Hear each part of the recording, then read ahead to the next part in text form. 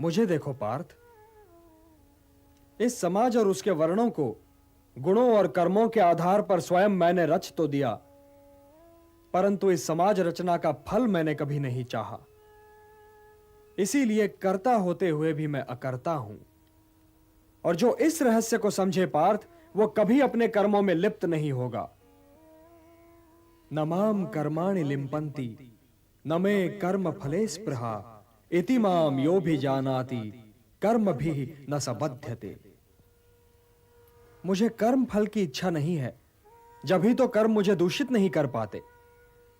तुम भी निष्काम कर्म करो पार्थ, और अपने कर्म पर अपने निहित स्वार्थ की छाया न पड़ने दो। हे भारत, कर्म, अकर्म और विकर्म के अंतर को समझो। और कर्म, अकर्म और विकर्म में क्या अंतर है केशव? कर्म तो कर्म है ही, किंतु जो कर्म कर्म फल की आशा से मुक्त होकर किया जाए वो अकर्म है, और जो कर्म व्यक्ति और समाज के हित में न हो वो विकर्म है, निषिद्ध है।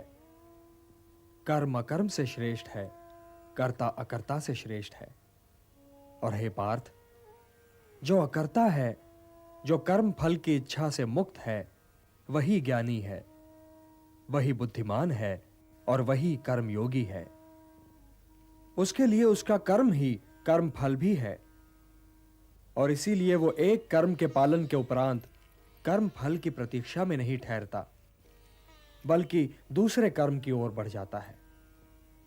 उसके ज्ञान की अग्नि मोह, क्रोध, द्वेष, आकांक्षा, लाभ, हानि, सुख और दुख के मैल को जलाकर उसके कर्म को शुद्ध कर देती है, और उसका कर्म अकर्म बन जाता है, और वो कर्ता से अकर्ता।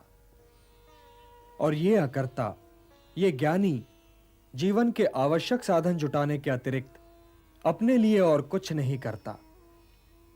उसके शेष कर्म समाज कल्याण के लिए होते हैं।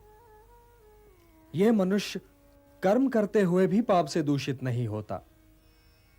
उसका जीवन तो स्वयं ही समाज के लिए कल्याणकारी हो जाता है।